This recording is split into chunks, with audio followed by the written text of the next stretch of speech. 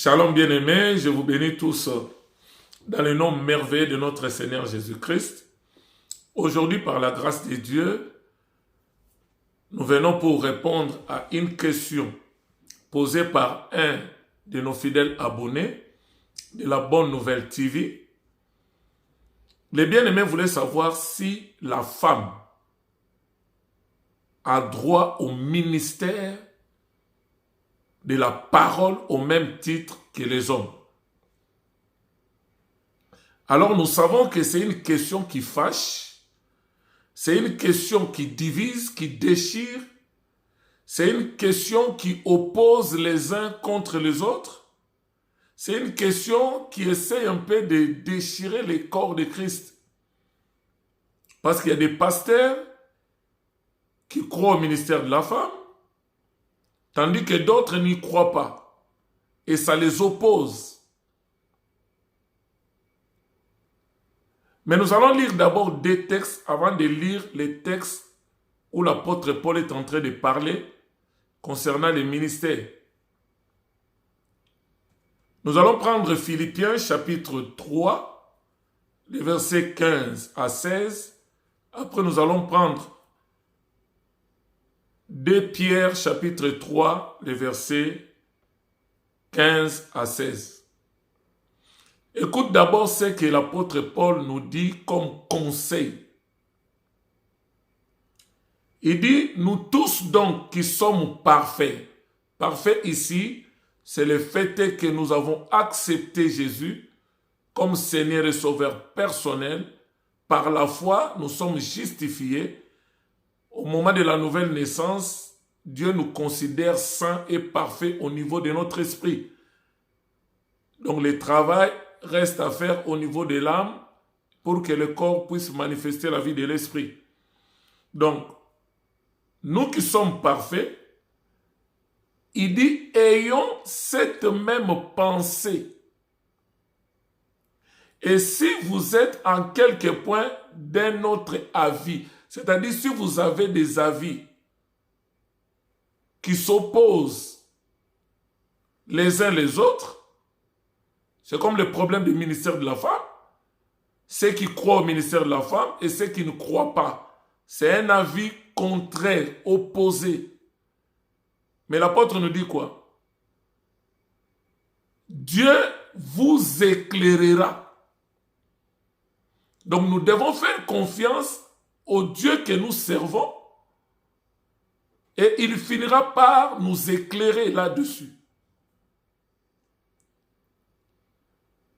Seulement au point où nous sommes, c'est-à-dire au niveau où nous en sommes, au niveau où nous avons déjà marché avec le Seigneur. Marchons d'un même pas. C'est-à-dire que cela ne nous divise pas, que cela ne nous déchire pas. Christ est là pour nous éclairer. Maintenant, je prends l'épître de Paul, de Pierre. Deuxième épître de Pierre, chapitre 3, les versets 15 à 16. Écoute ce que l'apôtre Pierre, les témoignages qu'il donne de l'apôtre Paul. Il dit, croyez que la patience de notre Seigneur est votre salut. Comme notre bien-aimé frère Paul vous l'a écrit aussi. Il dit bien, selon la sagesse qui lui a été donnée. Donc, il reconnaît que l'apôtre Paul, Dieu lui avait doté d'une sagesse remarquable. Selon les sagesses qui lui a été donnée. C'est ce qu'il fait dans toutes les lettres où il parle des choses dans lesquelles il y a des points difficiles. C'est-à-dire dans la Bible, il y a des points qui sont difficiles, il y a des points qui peuvent créer la divergence et il y a des points qui peuvent créer la convergence. Mais il dit ce qu'il traite à ce qui concerne des questions difficiles dans la Bible, Dieu lui avait doté d'une sagesse. Le problème de la circoncision, ça divisait l'Église. Il y a ceux qui obligeaient des non-juifs à se judaïser pour être acceptés.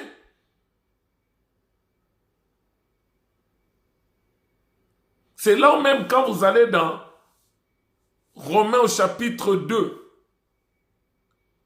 vers le verset 25, l'apôtre Paul a dit, maintenant, vous obligez les gens, les non-juifs, à se judaïser, c'est-à-dire à passer par la circoncision, à faire des rituels pour être acceptés. Il dit maintenant, si celui qui est juif, qui est circoncis dans la chair, selon la loi, mais il ne respecte pas la loi de Dieu, comment allons-nous considérer sa circoncision?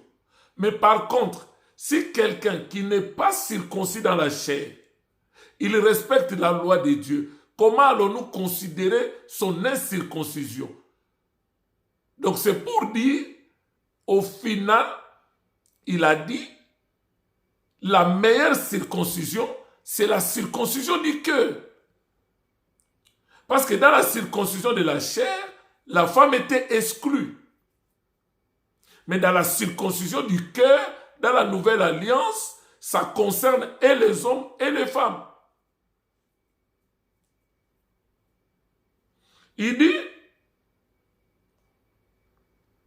c'est ce qu'il fait dans toutes les lettres où il parle des choses dans lesquelles il y a des points difficiles à comprendre, dont les personnes ignorantes et mal affermies tordent les sens, comme celui des autres Écritures, pour leur propre ruine.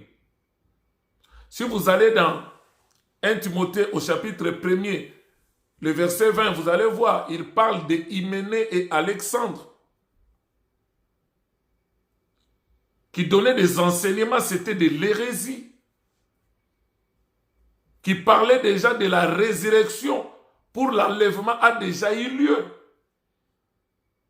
Et ils ont enseigné cela, il y a des gens qui ont cru à ça. C'est pourquoi vous allez voir, il y a des lettres où l'apôtre Paul, quand il parle, il dit, je souhaite que vous n'ignorez pas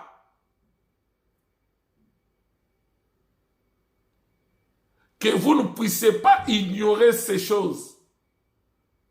Que personne ne vous fasse croire comme si l'enlèvement avait déjà eu lieu. Donc il essaye de prévenir. Et vous allez voir l'histoire de Hyménée et Alexandre. Il a fini par les livrer à Satan pour la destruction du corps, mais que son âme soit sauvée le jour de la rédemption. Parce qu'ils n'arrêtaient pas de propager cette hérésie. Donc c'est pour nous dire que cette question concernant le ministère de la femme ne puisse pas nous déchirer. Au stade où nous sommes, marchons de même pas. Christ nous éclairera.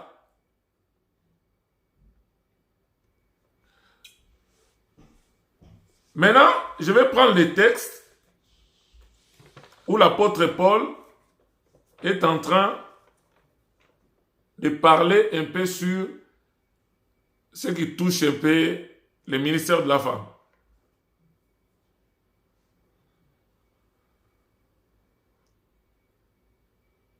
Je prends premièrement 1 Corinthiens chapitre 14, les versets 33 à 37. Écoute ce que dit l'apôtre. Car Dieu n'est pas un Dieu de désordre. Donc quand il parle de ça, on comprend qu'il y avait le désordre à l'église de Corinthe. Il commence par dire, Dieu n'est pas un Dieu de désordre, mais de paix.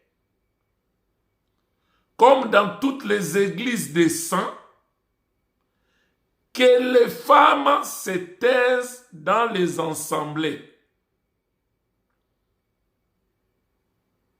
N'oubliez pas les textes que nous avons lus dans Philippiens, dans 2 Pierre chapitre 3, les versets 15 à 16. Paul était doté d'une sagesse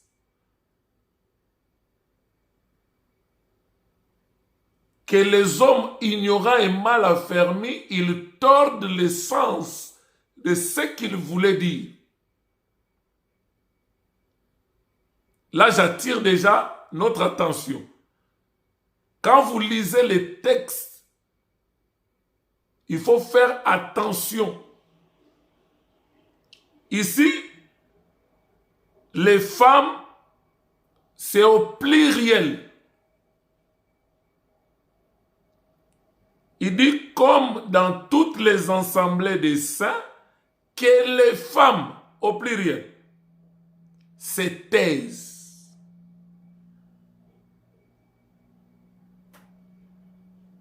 Dans les assemblées, car il ne leur est pas permis d'y parler, mais qu'elles soient soumises, selon que le dit aussi la loi. Donc, dans la loi, dans la dispensation de la loi, dans l'ancienne alliance, il est vrai que la femme n'était pas considérée. Pour preuve, quand vous prenez la vie de Jacob, Jacob avait 13 enfants. Mais la Bible fait mention plus de 12 fils de Jacob. Mais ils mettent de côté sa fille Dina. Quand vous allez dans Genèse 49, la bénédiction prophétique de Jacob, il a béni ses 12 fils. La bénédiction prophétique concernait les 12 fils, pas Dina.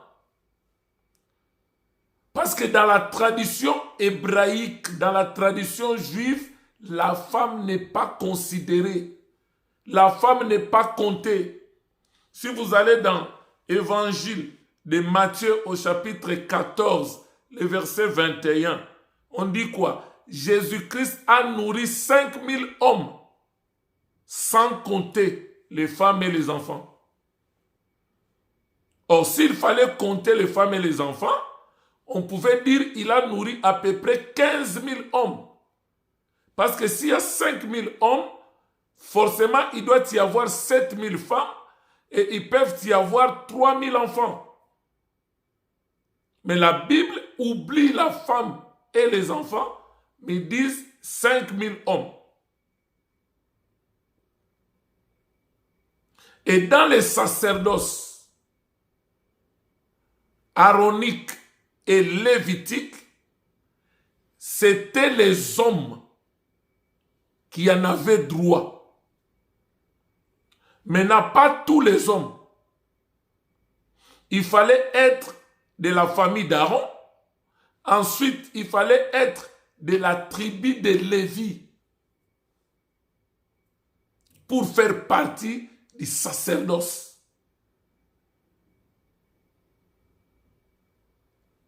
Il fallait avoir l'âge de 30 ans à 50 ans.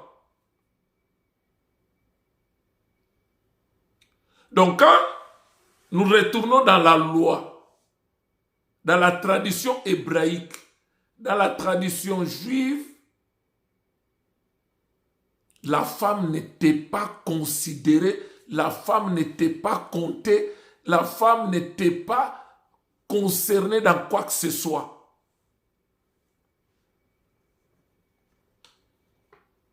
Et vous allez voir, Quand le Seigneur Jésus-Christ lui-même est venu,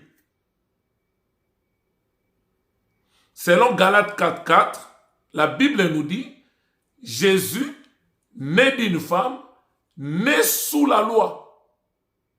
Il est venu pour nous libérer de la malédiction de la loi et pour nous faire entrer dans la grâce, pour que nous puissions recevoir l'adoption.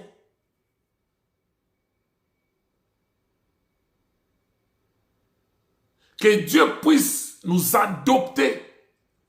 Quand vous prenez Jean 3.16, la Bible dit, car Dieu a tant aimé le monde, il a donné son Fils, ils ont mis le mot unique, afin que quiconque croit en lui ne périsse point, mais qu'il ait la vie éternelle. Or, quand on parle du Fils unique, c'est comme pour dire, il n'a que le Fils unique. Mais maintenant, il a fallu que nous puissions recevoir l'adoption. Comme nous dit dans Jean chapitre 1er, à tous ceux qui l'ont reçu, à tous ceux qui croient en son nom, il leur a donné le pouvoir de devenir enfants de Dieu, lesquels sont nés ni du sang, ni de la chair, mais de l'esprit. Ils sont nés de Dieu par la nouvelle naissance. Donc cette naissance est spirituelle. C'est pourquoi en Christ, selon Galates 3, le verset 28, on nous dit quoi? Il n'y a ni juif, ni grec. Or, quand on parle des grecs, c'est-à-dire les non-juifs, nous tous, nous en faisons partie autrefois. Il n'y a ni juif, ni grec, ni libre, ni esclave, ni homme, ni femme. En Christ, nous sommes un.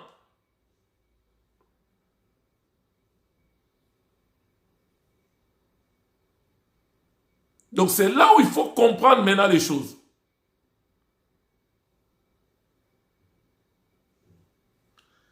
Je retourne sur les textes. Il dit que la femme se taise, comme le dit aussi la loi. Si elles veulent s'instruire sur quelque chose, qu'elles interrogent leur mari à la maison.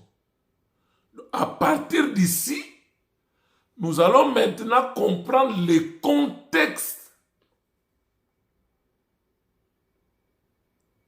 Donc, les problèmes de l'ordre à l'église concernaient les femmes mariées. Parce qu'au début, il a dit, Dieu n'est pas un Dieu de désordre, mais de paix. Donc, les femmes mariées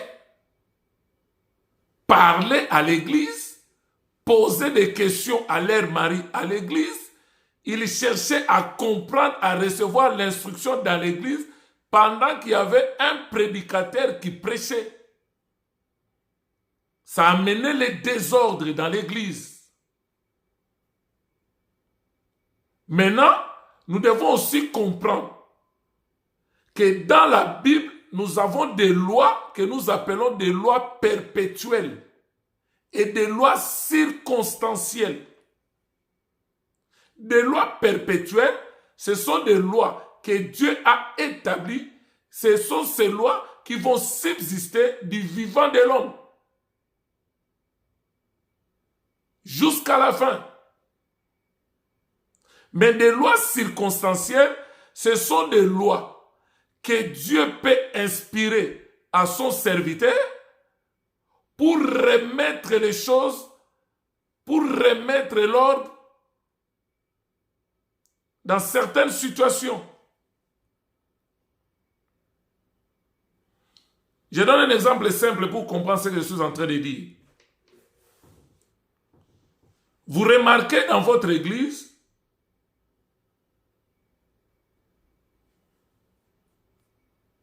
les gens qui sont venus prier comme copains ou copines, pendant la prédication, pendant les cultes, ils sont là en train de blaguer, en train de parler, en train de se caresser. En tant que serviteur, je peux prendre une décision. Mais ça sera une décision ou une loi circonstancielle pour remettre de l'ordre. Je peux dire désormais dans mon église, les hommes et les femmes ne peuvent plus s'asseoir ensemble. S'il y a 4 rangées, je prends 2 rangées de gauche. Ça sera uniquement pour les femmes et les rangées de droite, ça sera uniquement pour les hommes. Ce n'est pas une loi perpétuelle, mais c'est une loi circonstancielle pour remettre de l'ordre à l'Église. Maintenant, ici, nous comprenons maintenant le contexte. Il s'agit bien de femmes mariées qui cherchaient à s'instruire dans l'Église en plein culte auprès de leur mari. Il dit, si elles veulent s'instruire sur quelque chose, qu'elles interrogent leur mari à la maison, pas à l'église. Car il est malséant à une femme de parler dans l'église. Après, il continue pour dire, si quelqu'un croit être prophète ou inspiré, qu'il reconnaisse que ce que je vous écris est un commandement du Seigneur. Là, nous sommes dans 1 Corinthiens 14, le verset 33 à 37. Maintenant, nous allons dans 1 Timothée chapitre 2. Vous prenez le verset 5 jusqu'au verset 15. L'apôtre Paul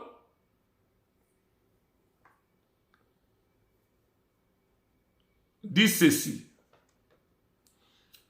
Je prends la partie où il dit « Je veux donc ». Quand il dit « Je veux donc », c'est un souhait. Ils ont utilisé le verbe « vouloir », sa volonté. Je veux donc que les hommes, ici, les hommes, c'est au pluriel. Faites attention avec les écrits de Paul. Que les hommes prient en tout lieu, comme il convient. Je veux donc que les hommes prient en tout lieu. Je veux aussi que les femmes, ici aussi, les femmes, c'est au pluriel. Vêtues d'une manière décente. Comme il convient à qui? À des femmes qui font profession de servir Dieu. Donc, il reconnaît qu'il y a des femmes qui font profession de servir Dieu, que nous pouvons appeler des servantes de Dieu. Ils doivent s'habiller de façon décente. Je continue. Il dit maintenant que la femme écoute l'instruction en silence. Ici, la femme est au singulier. C'est là où il faut faire attention. C'est là où l'apôtre Pierre nous a attiré. Il a attiré notre attention pour dire Dieu lui avait doté d'une sagesse. Il est manifeste dans plusieurs de ses lettres, là où il traite des questions difficiles et des gens mal affermis, ignorants, il tord même le sens de ce qu'il voulait dire. Donc j'attire notre attention là où il utilise les femmes au pluriel, les hommes au pluriel, la femme au singulier et l'homme au singulier, ça devient autre chose. Il dit que la femme, au singulier, ici ce n'est pas les femmes, la femme, écoute l'instruction en silence, avec une entière soumission. Il dit, je ne permets pas. Il utilise les pronoms personnels. Je veux que les hommes prient en tout lieu.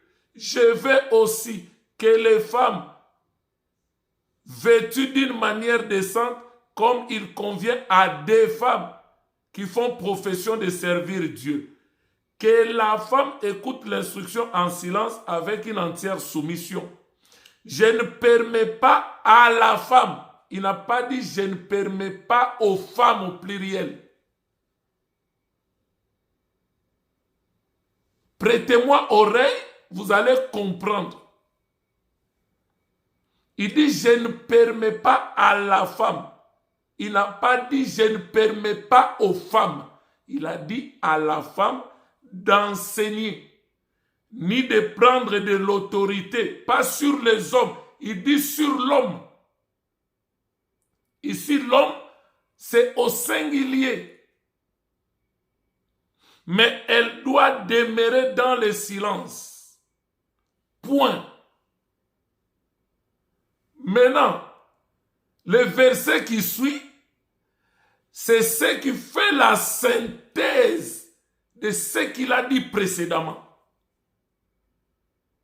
Quand vous prenez Jean 3,16, quand on dit « Car Dieu a tant aimé le monde, il a donné son Fils unique, afin que quiconque croit ne périsse point, mais qu'il ait la vie éternelle. » Donc, quand on commence avec « car », c'est pour dire, c'est la synthèse de ce qu'il a dit au verset 16, au verset 17, 15, au verset 14, au verset précédent. Donc, c'est pour dire, tout ce que je viens de dire, voilà maintenant les fonds. Il dit, car Adam a été formé le premier et Ève ensuite. Or, quand nous parlons de la formation, c'est différent de la création. Dans Genèse 1, les versets 26 à 27, là, nous voyons l'homme créé. L'Éternel a dit, faisons l'homme à notre image et selon notre ressemblance, qu'il domine. Et quand vous allez dans Genèse au chapitre 5, la Bible dit, lorsque Dieu créa l'homme et la femme, il les appela du nom d'homme, c'est-à-dire les grands H. C'est-à-dire l'homme créé, il était mâle et femelle.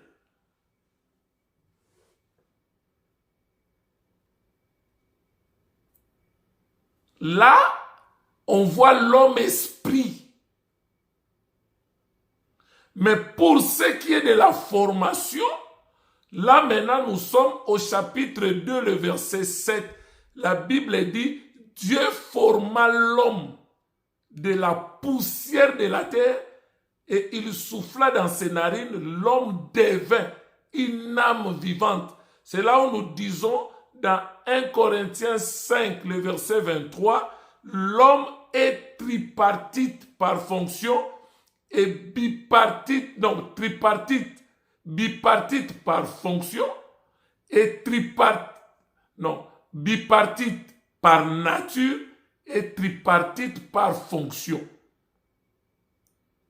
C'est-à-dire, par nature, l'homme est un être double. Il y a l'homme intérieur et l'homme extérieur. Maintenant, tripartite par fonction, parce que l'homme intérieur est constitué de deux éléments, l'esprit et l'âme. Et l'homme extérieur est constitué du corps physique avec les 5 sens. Donc l'homme créé de Genèse 1, 26, créé à l'image de Dieu et selon la ressemblance de Dieu, cet homme-là est esprit. Maintenant, l'homme formé à partir de la poussière de la terre, le corps, il était amorphe tant que Dieu n'avait pas soufflé l'homme esprit à l'intérieur. Au moment où il a soufflé le souffle de vie, c'est alors que l'homme devint une âme vivante. C'est là où nous disons, l'homme est un esprit,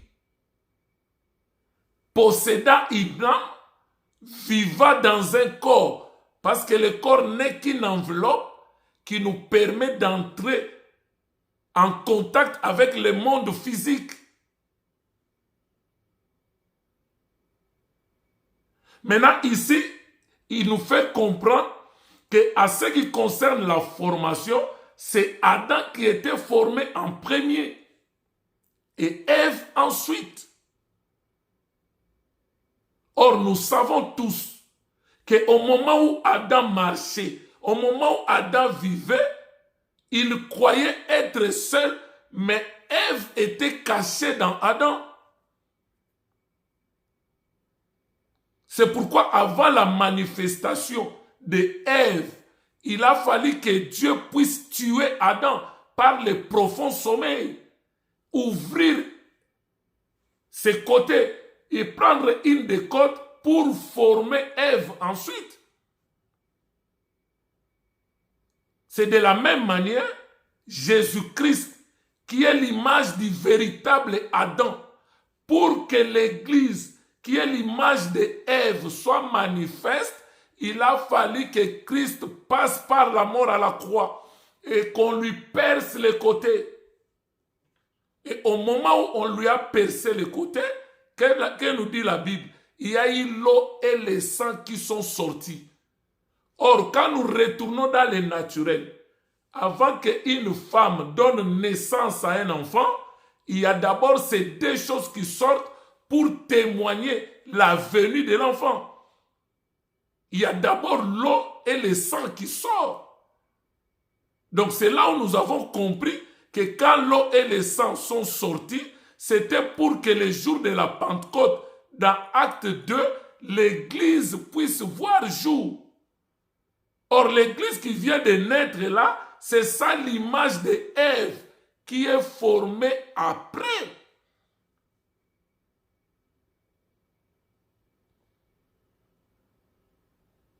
Maintenant, il dit encore, il continue. Adam a été formé en premier et Ève ensuite.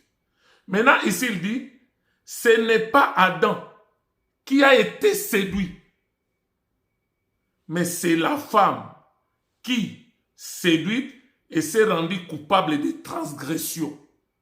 C'est-à-dire, c'est la femme qui a péché. C'est la femme qui a transgressé la loi de Dieu.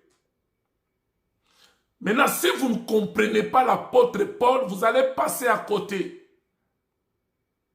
Si nous prenons Romains, chapitre 5, le verset 12, que nous dit l'apôtre Paul?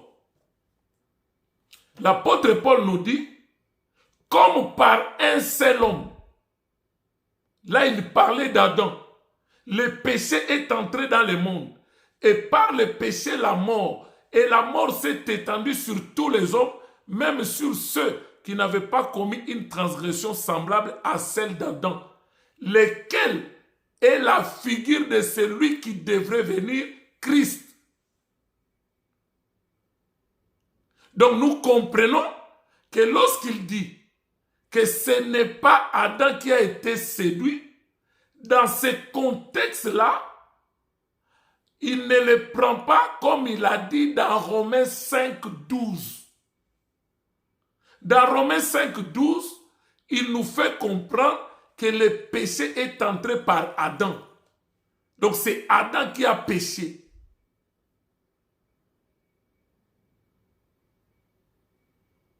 Mais ici, il nous fait comprendre dans une autre dimension que ce n'est pas Adam qui a péché, mais c'est Ève. Maintenant, qu'est-ce que nous devons comprendre ici? On peut dire ça contredit Romains 5, le verset 12. Non. C'est complémentaire parce que la Bible s'interprète par elle-même.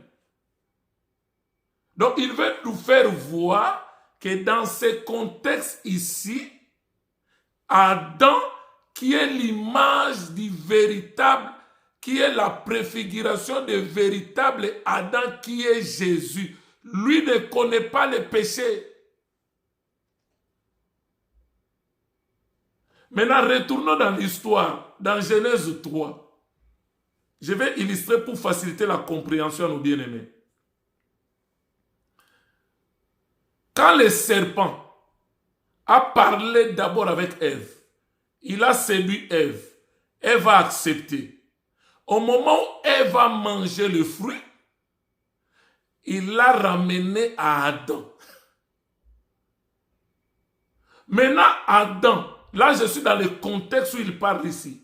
Maintenant, Adam, qui ne connaît point le péché, si Adam avait refusé de prendre le fruit que Ève lui avait proposé, nous ne serons pas sauvés. Peut-être vous me poserez la question comment. Je m'explique. Adam a compris que Ève est séduite. Elle s'est rendue coupable de transgression. Maintenant, moi, en tant qu'Adam, l'image ou la préfiguration de Jésus-Christ, le second et le dernier Adam, je dois porter, endosser la responsabilité du péché d'Ève. La Bible dit, elle donna à son mari et Adam a pris, il a mangé. Mais lorsque Dieu est arrivé, Dieu n'a pas commencé avec Ève. Dieu a cherché Adam. Pourquoi? Parce qu'au moment où j'avais donné l'instruction de ne pas toucher à l'arbre de la connaissance du bien et du mal, l'arbre qui se trouvait au milieu du jardin, Ève n'était pas encore formée. Tu étais seul. C'est toi qui as reçu l'instruction. Maintenant, au moment où Dieu a formé Ève, c'est Adam qui devrait instruire Ève. C'est pourquoi pendant que Adam instruisait Ève, Ève devrait se taire et écouter l'instruction en silence.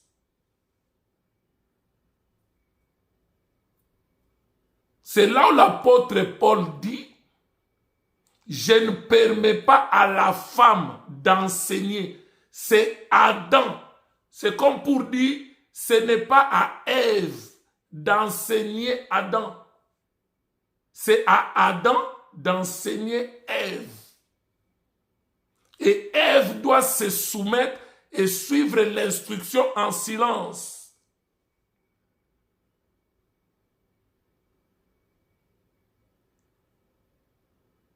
C'est là où maintenant, nous allons comprendre que Dieu a doté à Adam la bouche pour parler, pour enseigner, pour instruire, mais à Ève l'oreille pour écouter. C'est pourquoi quand vous allez dans les messages adressés aux 7 églises d'Asie mineure, Apocalypse chapitre 2, 3, on dit toujours quoi? Que celui qui a des oreilles écoute ce que l'Esprit dit à l'église.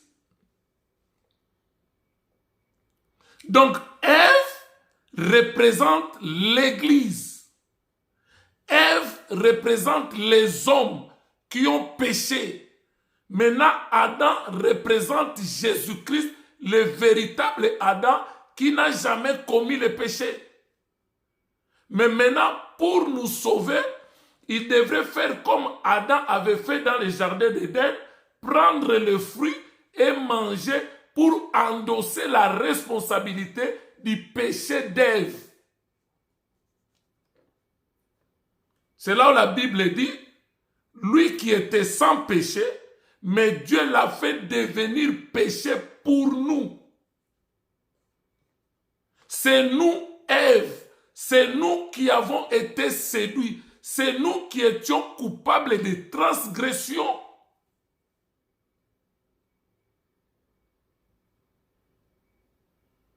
Je continue. Maintenant, il dit quoi? Elle s'est rendue coupable de transgression. Maintenant, Ève là, qui s'est rendue coupable de transgression, elle sera sauvée néanmoins en devenant mère. Maintenant, si nous prenons ça littéralement, nous allons trouver que ça n'a pas de sens. C'est-à-dire, pour être sauvé, tu dois quitter l'étape de la femme et devenir mère. Or, la différence entre une femme et une mère, c'est qu'une mère, c'est celle qui a donné naissance. C'est celle qui a enfanté. Donc, si nous prenons ces écrits d'une manière littérale, donc pour être sauvée, pour qu'une femme soit sauvée, il faut qu'elle devienne d'abord mère. C'est ça la sagesse que Dieu avait dotée à l'apôtre Paul.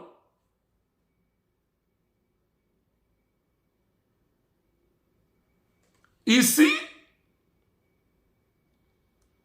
elle sera sauvée, néanmoins en devenant mère, si elle persévère avec modestie dans la foi, dans l'amour et dans la sainteté. C'est-à-dire une mère. C'est celle qui a enfanté ces trois choses. C'est celle qui persévère avec les trois choses.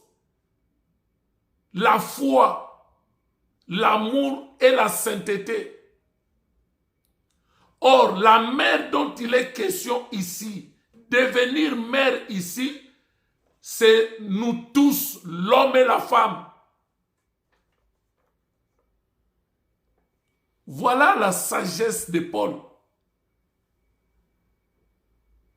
Nous disons tous, Éphésiens chapitre 2, le verset 8 à 10, nous sommes sauvés par la grâce au moyen de quoi? De la foi. Cela ne vient pas de nous, c'est un don. Ce n'est pas par les œuvres que l'homme doit se glorifier, car nous sommes son ouvrage ayant été créé par Dieu lors de la nouvelle naissance pour pratiquer les bonnes œuvres qu'il a déjà préparées d'avance pour nous afin que nous les pratiquions. Quand vous allez dans 1 Corinthiens 13, à partir du verset 1er jusqu'au verset 13, on nous définit l'amour. On dit, si j'ai la foi jusqu'au point de transporter les montagnes, si j'ai les dons de miracles, si je fais toutes ces choses-là, sans l'amour, cela ne sert à rien.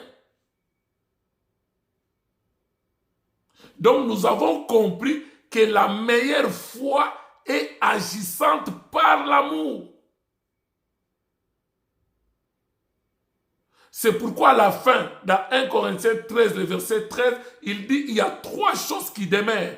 La foi, l'espérance et l'amour. Et la plus grande de ces choses, c'est l'amour.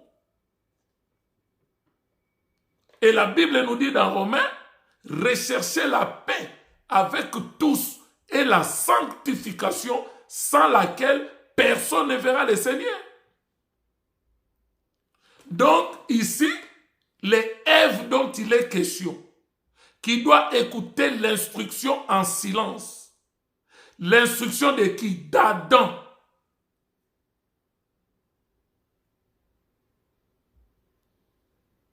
C'est elle, en tant qu'Église, en tant qu'homme, en tant que des humains, en tant qu'hommes et femmes, nous avons péché. Maintenant, pour être sauvés, nous devons devenir mères. C'est-à-dire, nous devons enfanter 3 enfants. La foi, l'amour et la sainteté.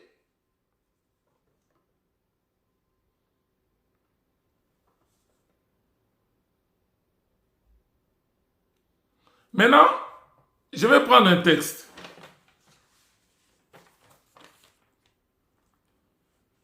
C'est vraiment important ce que nous sommes en train de dire. Je prends Éphésiens, chapitre 5, le verset 22. Je descends jusqu'au verset 33. Là, l'apôtre Paul, il nous parle par rapport au mariage. Écoutez bien, frère. Il dit, femmes, au pluriel, soyez soumises à vos maris, comme au Seigneur. Car le mari est le chef de la femme, comme Christ est le chef de l'Église, comme Adam est le chef d'Ève. Or, dans Ève, moi et vous, nous en faisons partie. Dans l'Église, moi et vous, les pasteurs, les docteurs, les prophètes, tout ça, et les fidèles, nous en faisons partie. Qui est son corps, dont il est le sauveur. Or, de même que l'Église est soumise à Christ, au pluriel maintenant, les femmes aussi doivent l'être à leur mari en toutes choses. C'est-à-dire, dans le vie de couple, pour de vrais chrétiens, l'homme est le chef de la femme. Et être chef de la femme n'est pas synonyme d'écraser la femme, ce n'est pas synonyme d'être dictateur, non. Être chef de la femme veut tout simplement dire tu dois être un modèle pour votre femme. C'est-à-dire, quand votre femme vous regarde, il trouve en vous un modèle à suivre, un exemple à copier, à imiter. Les gens pensent que quand on dit chef, c'est-à-dire écraser la femme, écraser, manifester la dictature. Non.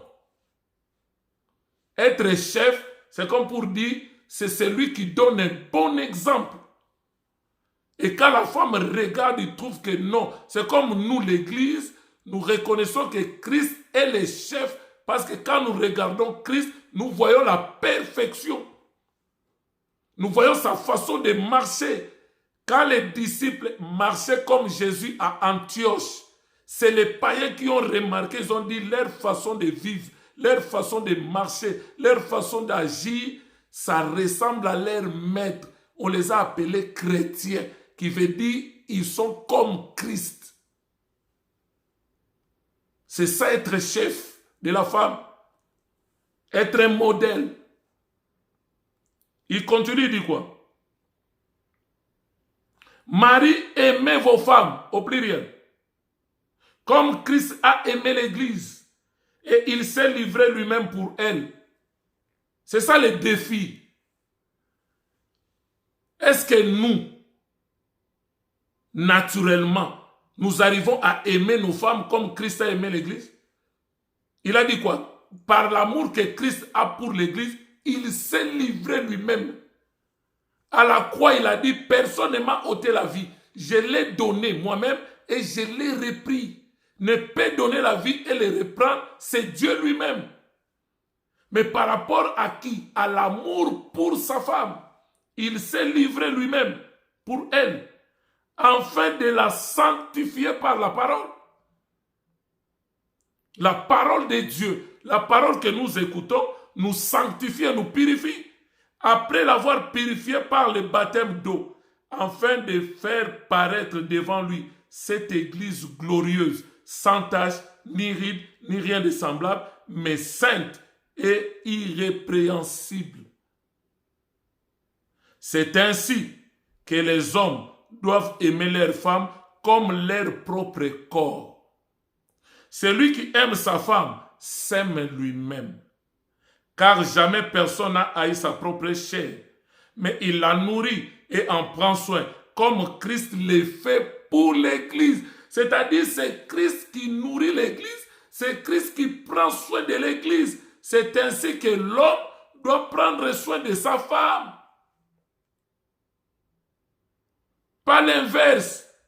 Si c'est une femme qui commence maintenant à prendre soin de l'homme, à dicter l'homme, à conduire l'homme, c'est ça ce que l'apôtre a dit, que la femme ne puisse pas avoir l'autorité sur l'homme. Et il y a des hommes qu'on appelle des gigolos.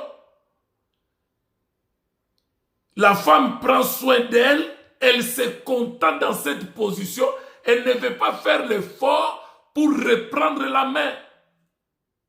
Parce que l'homme est censé être chef, modèle. Quand vous allez dans Genèse 3, la punition pour le travail, c'est donné à l'homme, pas à la femme. L'Éternel a dit, c'est à la sueur de ton front, toi l'homme, que tu trouveras ton pain tous les jours de ta vie. On n'a pas dit ça à la femme. La femme, on a dit, c'est j'augmenterai la souffrance de tes grossesses. Mais l'homme dominera sur toi, il deviendra ton chef et tous tes désirs se porteront vers ton mari. Il dominera sur toi. Donc les désirs de la femme doivent porter vers l'homme. Et l'homme est là pour satisfaire les désirs de sa femme. C'est ça être chef.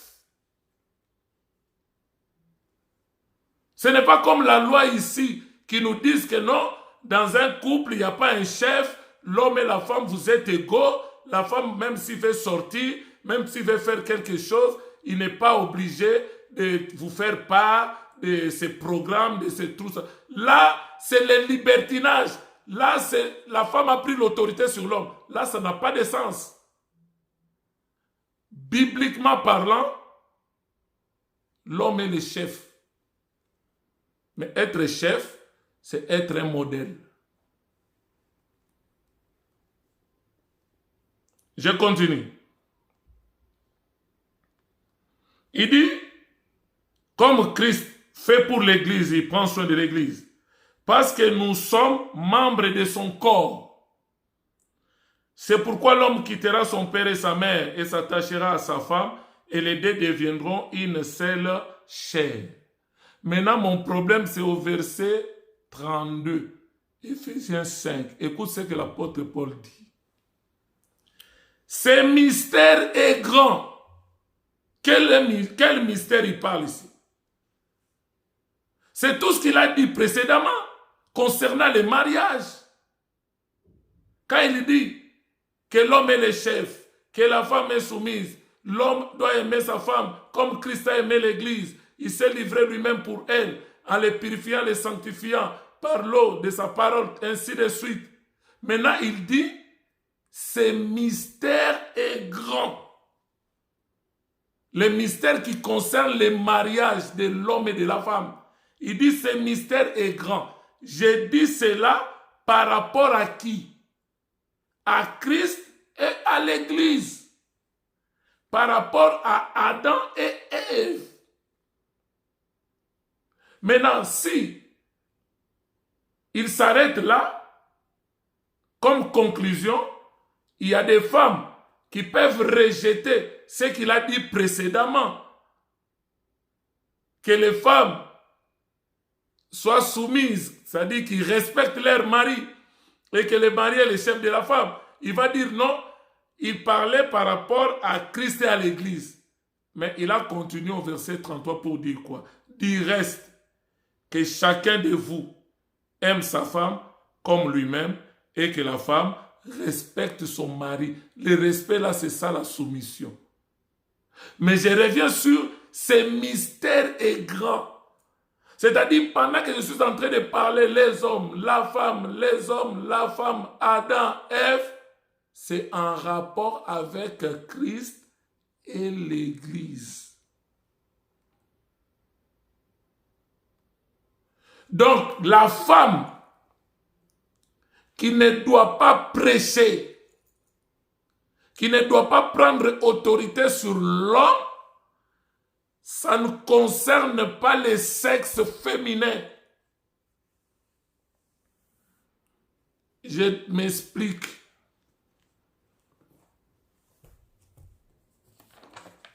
Parce que le problème,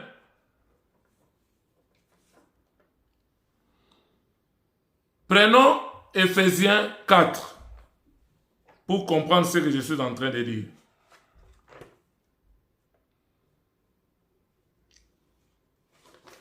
Éphésiens chapitre 4.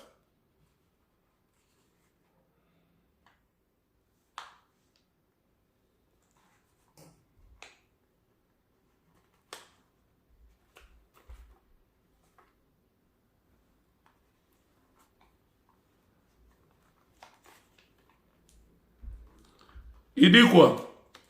Celui qui est descendu, c'est le même qui est monté au-dessus de tous les cieux, afin de remplir toutes choses. Éphésiens 4, je commence au verset 10, je descends. Au verset 11, il dit, il a donné les uns comme apôtres, les autres comme prophètes, les autres comme évangélistes, les autres comme pasteurs et docteurs. Le but c'est quoi? Verset 12, pour le perfectionnement des saints en vue de l'œuvre du ministère et de l'édification du corps de Christ, jusqu'à ce que nous soyons tous parvenus à l'unité de la foi et de la connaissance du Fils de Dieu, à l'état d'homme fait, à la mesure de la stature parfaite de Christ, afin que nous ne soyons plus des enfants flottants et emportant à tout vent de doctrine par la tromperie des hommes, par la ruse dans leurs moyens de séduction, mais que professent la vérité dans l'amour, et nous croissions à tous égards à celui qui est le chef, Christ. La Bible dit, il a donné les uns comme apôtres, comme prophètes, comme évangélistes, comme pasteurs et docteurs. Les conjonctions comme marquent une comparaison, frère.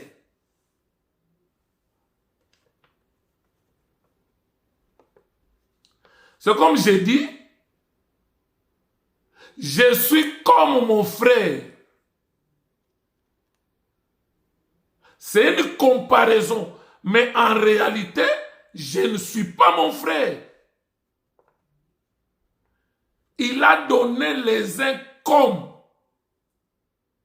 apôtres, comme prophètes, comme évangélistes, comme. Donc, en d'autres termes, les vrais apôtres, les vrais docteurs, les vrais prophètes, les vrais pasteurs, les vrais évangélistes, c'est Jésus-Christ lui-même. C'est Adam, pas Ève.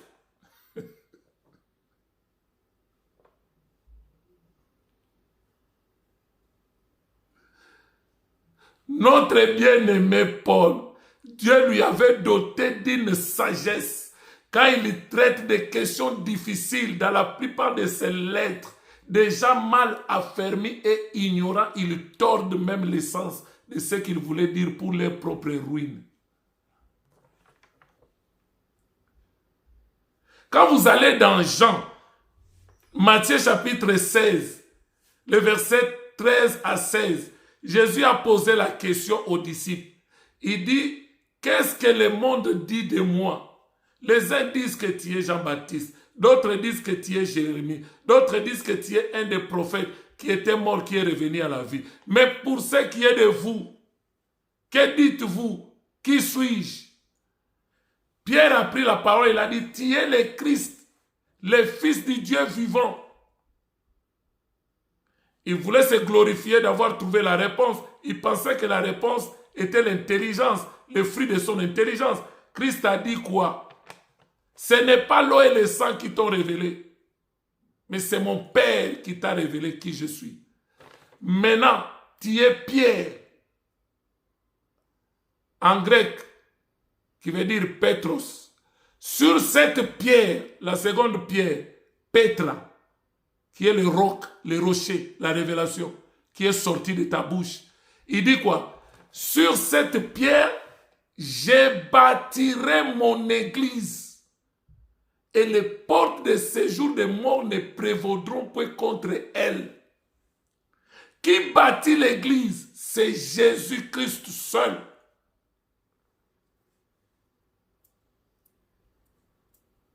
Nous sommes Ève. Nous sommes la femme.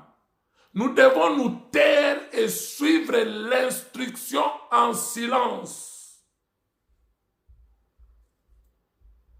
Il dit, je bâtirai mon église. Il n'a pas dit, nous bâtirons. Je bâtirai mon église et les portes de séjour des morts ne prévaudront point contre elle.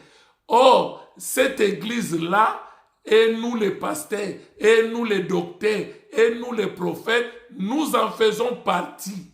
Maintenant, quand il dit dans Ephésiens 4, 11, il a donné les uns comme apôtres, comme prophètes, comme évangélistes. En d'autres termes, nous ne sommes que des canaux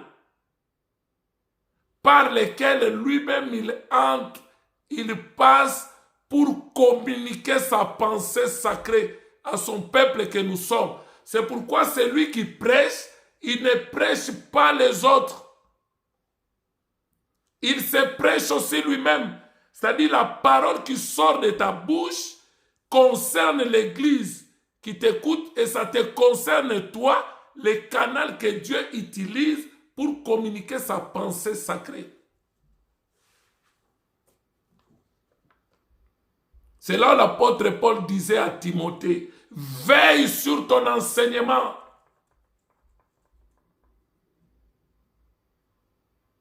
Lui-même, il dit, je traite durement mon corps, je le mettais assujetti pour que, après avoir prêché aux autres, que moi-même je ne sois pas désapprouvé. Parce que ce que je prêche aux autres, ça me concerne aussi parce que je fais partie de l'église. Mais moi, je ne suis qu'un canal par lequel Dieu passe pour travailler, pour communiquer sa pensée sacrée. Nous sommes des comme, mais les véritables existent. Voilà pourquoi si vous avez compris ces choses, ça ne serait même pas le sujet d'orgueil quand on dit tu es ministre de Dieu, tu es pasteur, tu es prophète, tu es docteur, ainsi de suite. Nous ne sommes que des simples canaux.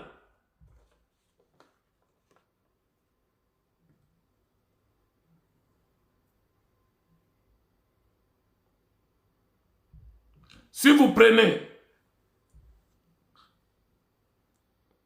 Exode 22, le verset 1er, la Bible dit quoi? Si quelqu'un dérobe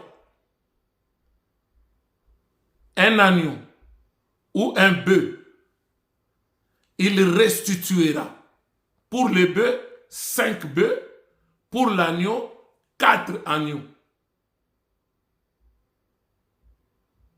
Maintenant, c'était une loi que le peuple d'Israël vivait cela physiquement. Celui qui volait un bœuf, qui dérobait, il devrait restituer à la place. Si c'est un bœuf, 5. Si c'est un agneau, 4. C'est tout un enseignement. Or, quand nous prenons l'agneau, nous voyons l'évangile. Maintenant, le père qui a dérobé son fils, vous allez voir lors de l'ascension, pendant que Jésus montait, la Bible dit une nuée descendit, il le déroba. Au moment où Christ est monté dans l'ascension, le Père a dérobé le bœuf, il a dérobé l'agneau, parce que lui-même il est le bœuf, lui-même il est l'agneau. Or quand on parle du bœuf, c'est par rapport au ministère de la parole. Tu ne muselleras pas le bœuf lorsqu'il fout les grains. Là, par rapport au ministère de la parole, au moment où il l'a dérobé, lui-même devait appliquer cette loi. À la place, il devrait restituer par 5 bœufs.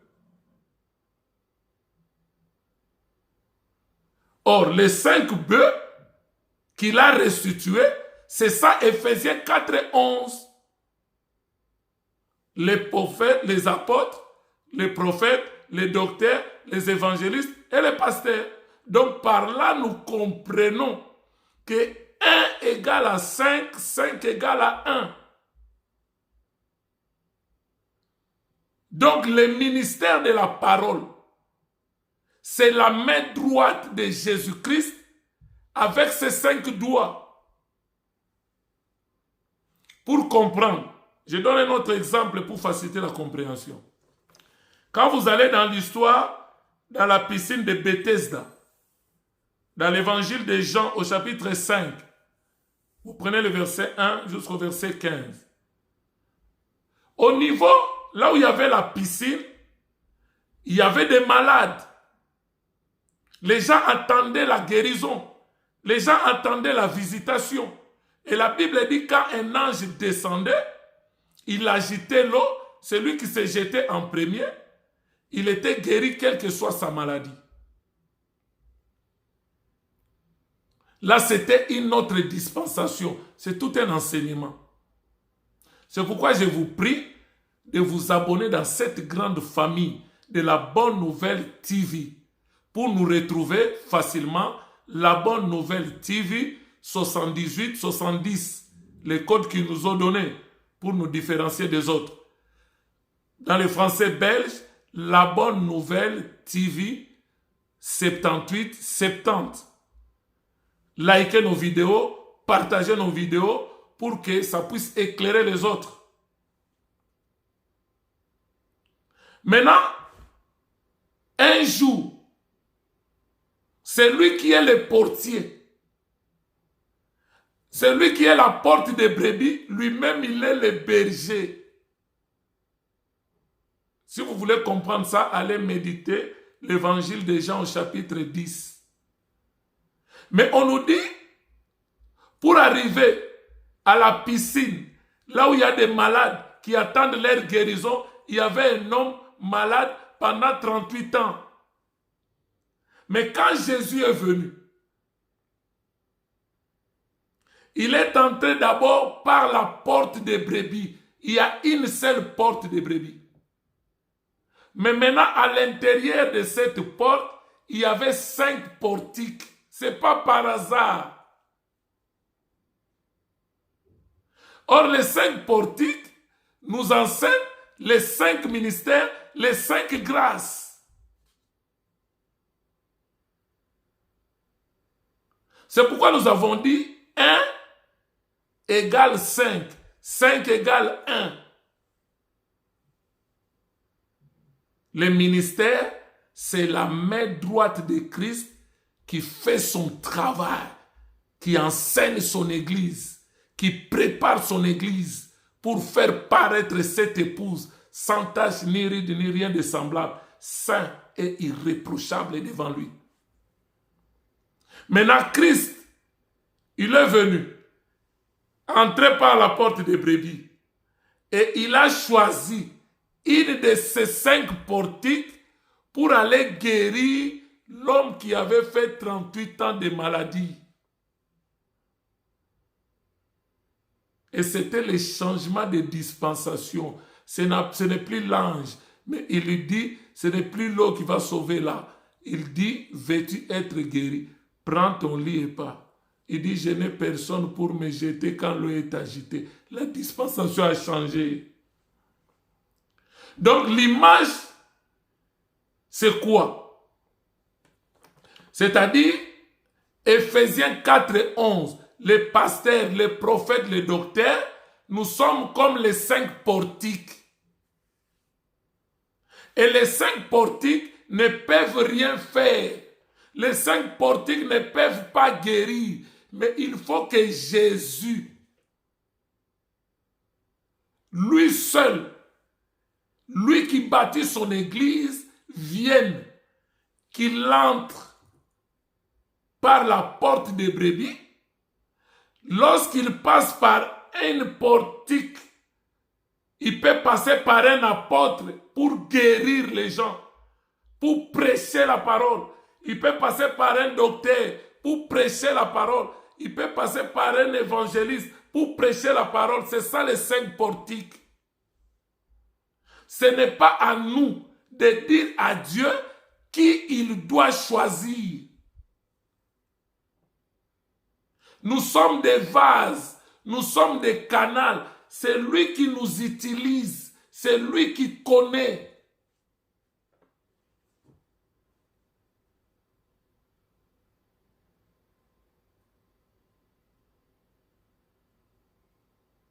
Dans Galates 3, 28,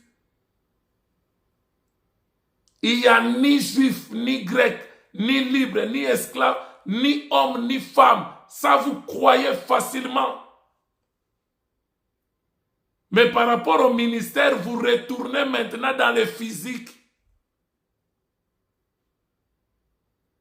Or, on nous dit, la femme qui a été séduite, rendue coupable de transgression, la femme qui ne doit pas enseigner, qu'on a interdit là, elle sera sauvée néanmoins en devenant mère. Et dans cette femme-là, nous y sommes.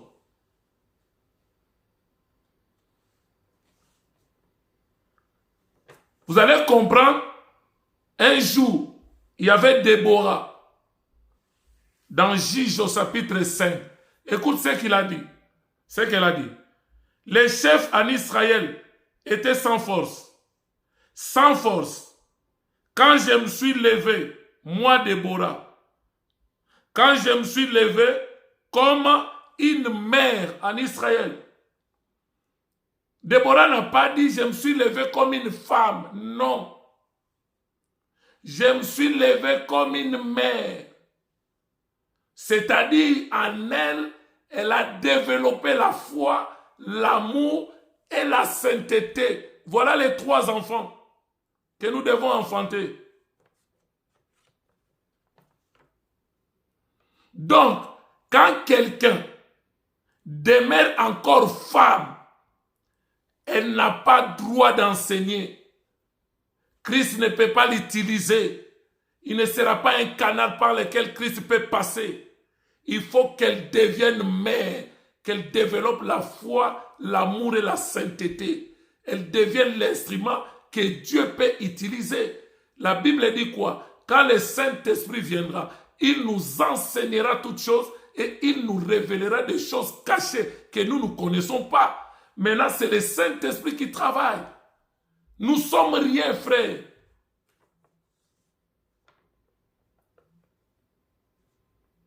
Nous créons des débats inutiles.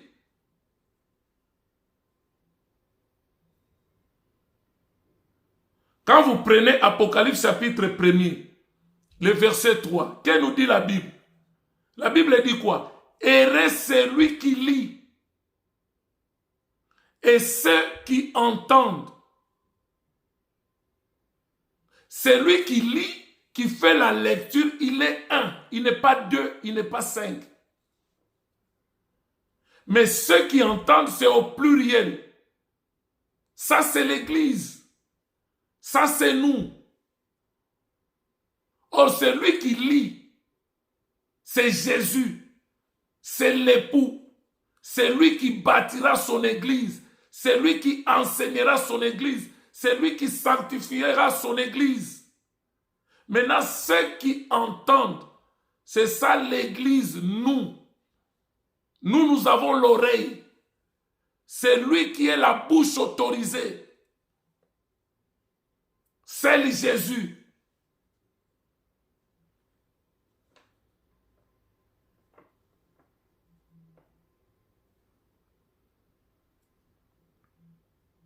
Dans Jean chapitre 6, le verset 44 à 46, il dit quoi?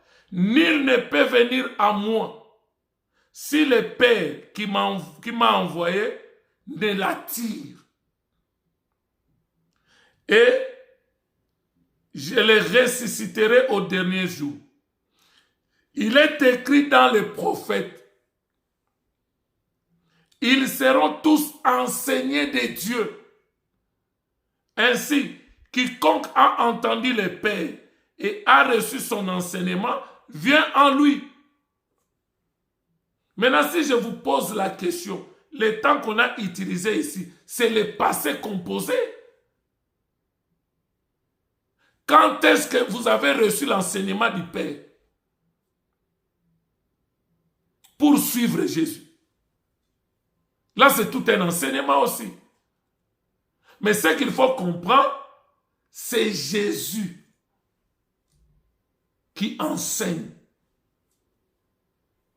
pas la femme.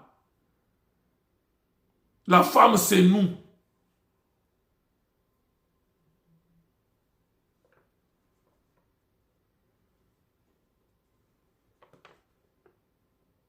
Facilement, nous disons quoi? Dans Galates, chapitre 2, le verset 19 à 20. J'ai été crucifié avec Christ. J'ai été enseveli avec lui, ressuscité en nouveauté de vie. Si je vis maintenant, ce n'est plus moi qui vis.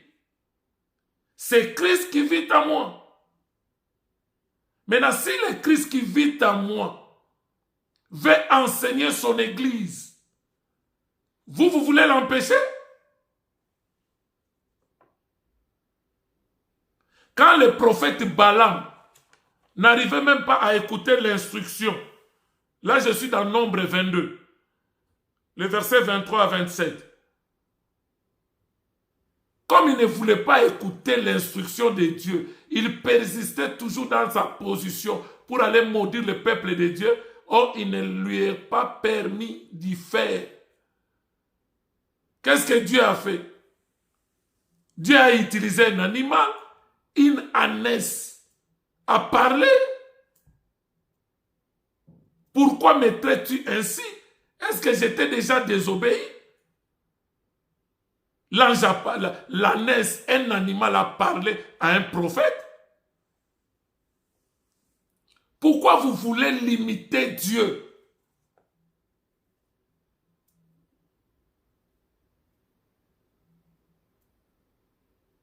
Il est souverain dans toutes ses actions. Il peut utiliser qui il veut, quand il veut.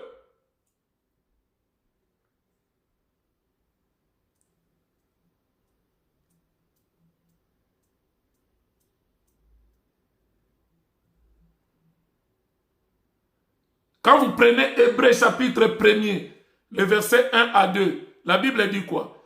Après avoir autrefois, à plusieurs reprises et de plusieurs manières, parlé à nos pères par les prophètes. Là, on est dans l'ancienne alliance. Dieu a envoyé des prophètes, succession de prophètes. Jérémie vient, Ézéchiel vient, Ésaïe vient, Abdias vient, Jonas vient, ainsi de suite.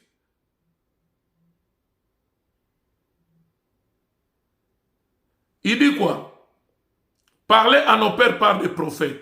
Dieu, dans ces derniers temps, il nous a parlé par les fils. Quel temps? Passé composé. Il nous a parlé. Ça dit, le fils a déjà parlé. Il nous a déjà parlé par les fils.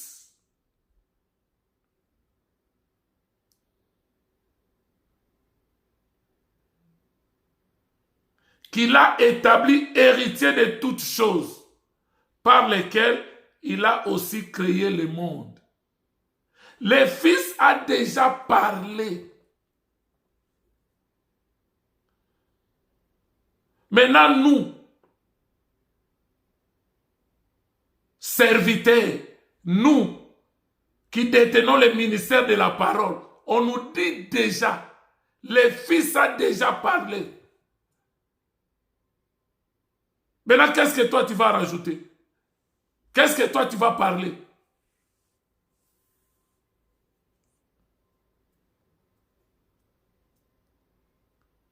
C'est pourquoi le Saint-Esprit en nous fait le rappel de ceux qui ont déjà écouté le Père. Or, on n'a pas écouté le Père dans les temps.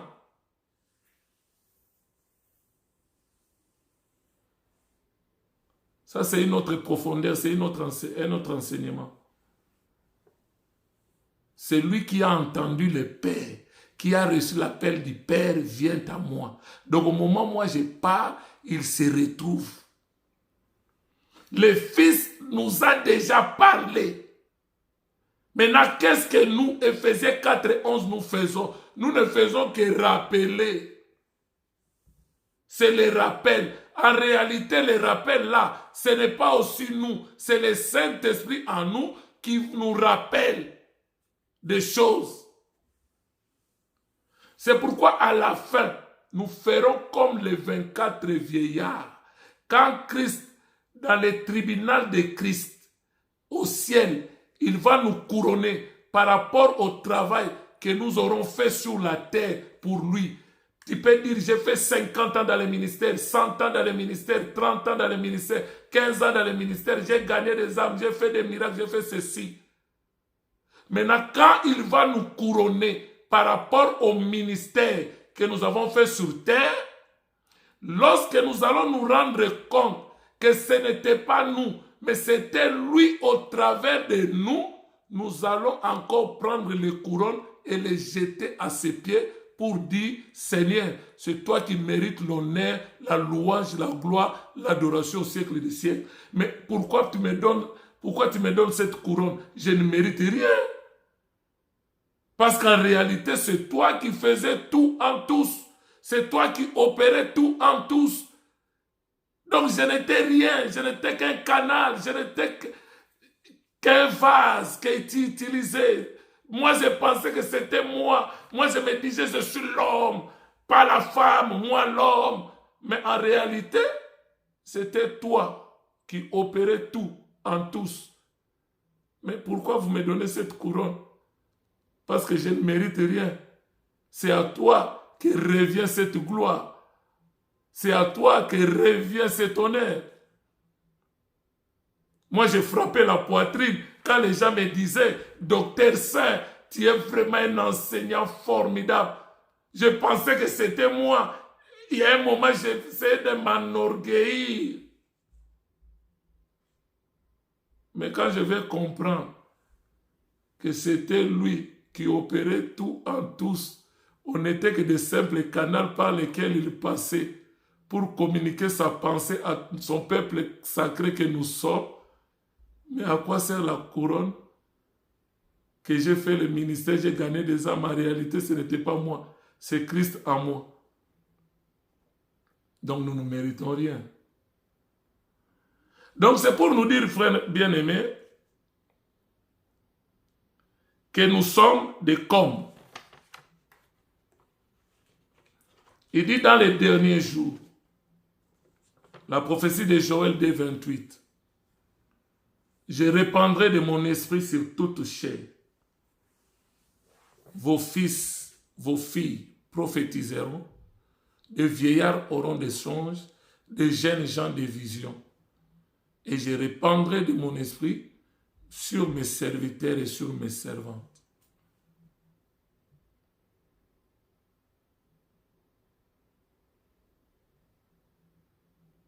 Donc c'est pour dire, dans la dispensation de la grâce, le Seigneur utilise qui il veut, qu'il soit un homme, qu'il soit une femme. Parce que nous tous, nous sommes Ève. C'est lui qui est le seul Adam. Nous sommes l'épouse. Lui, il est l'époux. Que l'Éternel vous bénisse. Nos paroles, nos mots sont faibles. Mais ma prière, que l'Esprit du Seigneur, le Saint-Esprit, accompagne ces paroles pour éclairer, pour éliminer son peuple, pour que son peuple ne soit plus dans la confusion. Que l'Éternel vous bénisse. N'oubliez pas de vous abonner dans notre chaîne La Bonne Nouvelle TV. Likez nos vidéos, partagez nos vidéos et l'Éternel ne manquera pas de vous bénir. Soyez bénis au nom de Jésus-Christ. Amen.